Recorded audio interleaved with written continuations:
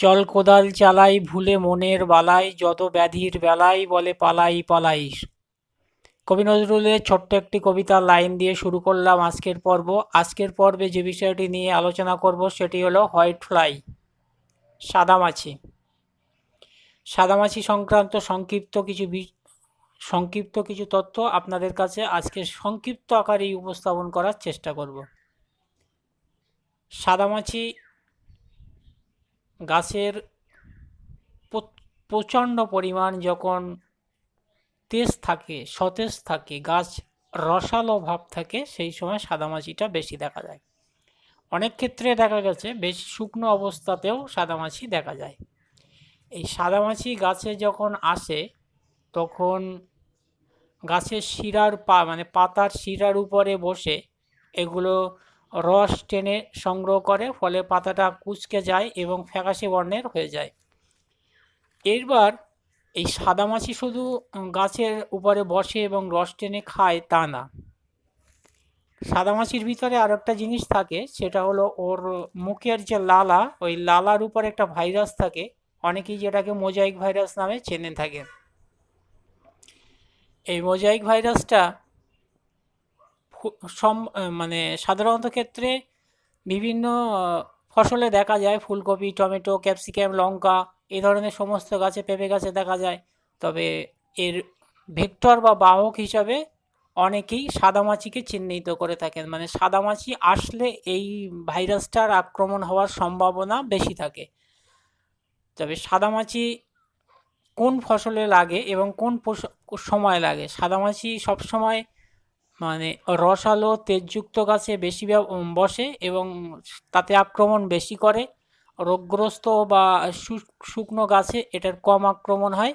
আর সবথেকে বেশি আক্রমণ করে সাদামাছি একটু হালকা গরম আবহাওয়া থাকলে, বা গরম আবহাওয়া থাকলে বলতে পারেন, এটার বেশি আক্রমণ দেখা যায়। প্রচণ্ড শীতে সাদামাছি, লাল মাকড়, এদের আক্রমণ একটু কম থাকে। তবে শীতের পরেই অথবা শীতের আগে এই ধরনের রোগগুলো, এই ধরনের পতঙ্গগুলো বেশি দেখা যায়।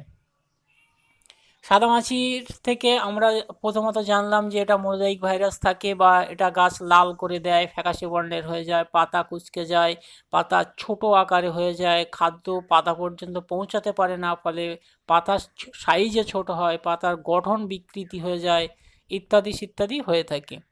সাদামাছিতে আরও একটা ক্ষতি করে থাকে, সেটা হলো এরা ফুল বা ফলের গোড়ার দিকে, বেশিরভাগ ক্ষেত্রে ফুলের গোড়ার দিকে হয়, এরা সুর দিয়ে ছিদ্র করে দেয়, ফলে ওই ফুলটা হলুদ হয়ে পড়ে যায়, ওখান দিয়ে ইনফেকশান হয়ে যায়, ফলে একটা ফাঙ্গাল ডিজিজ তৈরি হয়। এবার ওই ফাঙ্গাসটা ফলের ভিতরে প্রবেশ করতে ফলটা আস্তে আস্তে নষ্ট হয়ে পড়ে যায়। এটা সাদামাছির কারণে অনেক সময় হয়ে থাকে। আজকে যে সাদামাছি প্রসঙ্গে এত কিছু বলার চেষ্টা করলাম, এই সাদামাছি দমন করবেন কীভাবে, প্রথমত কথা হলো এটা। আর একটা জিনিস, সাদামাছি, লাল মাকড়, হোয়াইট ওই সাদা মলিবার, এই ধরনের জিনিসগুলো আমরা সবসময় খেয়াল করব যেন শুকনো না থাকে, হালকা ভেজা ভেজা থাকবে, সেই সময় ওষুধগুলো প্রয়োগ করলে বেশি কার্যকর হয়। আপনি লাল মাকড়ের ওষুধ ছড়াবেন, লাল মাকড়ের ওষুধ একেবারে খটখটে শুকনো জায়গায় যদি আপনি লাল মাকড়ের ওষুধ ছড়ান, আমরা মনে করছি যে আপনার 100 ভাগের ভিতরে 20% কাজ হবে, 80% বেকার হয়ে যাবে। এবার খ্যাত ভেজা, গাছ ভেজা, গাছের রসালো ভাব, ওই সময়টায় যদি আপনি মাকড়নাশক স্প্রে করেন, সাদামাছির ঔষধ স্প্রে করেন, তাহলে অবশ্যই আপনার রেজাল্টের 98% রেজাল্ট পাওয়ার সম্ভাবনা থাকছে। সাদামাছির বহু ঔষধ বাজারে আছে, একতারা আছে, রিনোভা আছে, মনোসিল আছে, কনফিডার আছে, এরকম ধরনের বহু ওষুধ আছে, ব্যবহার করতে পারেন, কোনো সমস্যা নেই। তবে আমরা কৃষক পরিবার আজকে আপনাদের একটা সাজেস্ট করব, যেটা হচ্ছে এটা সনেট। এই সনেট ব্যবহার করে আমরা অত্যন্ত ফল পেয়েছি, তাই এই বিষয়টা আপনাদের জানানোর জন্য মূলত আজকের এই ভিডিও। দরকার ছিল না, কিন্তু একেবারে চাক্ষুষ রেজাল্ট হাতে পাওয়ার পরই আপনাদেরকে জানানোর চেষ্টা করছি। আপনারা আপনাদের ক্ষেতের উপরে এটা ব্যবহার করে দেখতে পারেন, কোনো সমস্যা নেই। প্রতি 1 লিটার পানিতে আপাতত 1 ml করে ব্যবহার করুন। এবার প্রয়োগ বিধিটা আমরা বরাবর বলে থাকি যে প্রত্যেকটা ফসলের প্রয়োগ বিধি মানে ঔষধের প্রয়োগ বিধি হয় পরিধির উপর নির্ভর করে, রোগটা কতদূর ছড়িয়েছে তার উপর নির্ভর করে। নর্মালি যদি একটা দুটো মাছি আপনার কাছে দেখা যায় তাহলে আপনি সুন্দর করে স্প্রে করুন। এই স্প্রেতে প্রতি 1 লিটার পানিতে আপনি 1 ml করে এই সননেট ব্যবহার করুন। আশা করছি আপনার সমস্যা থেকে সমাধান পাবেন। মোজাইক ভাইরাস, ফ্যাকাশে হওয়া, পাতা কুঁচকে যাওয়া বা ক্লিয়ারলি হোয়াইট ফ্লাই যখন আপনি দেখতে পাচ্ছেন, এই মাছিটা যখন আপনার ক্ষেতে ঘুরছে তখন আপনি দেখতে পাচ্ছেন, সেই সময় আপনি এটা স্প্রে করতে পারেন, আপনার ফ্যাকাশে হোক বা না হোক।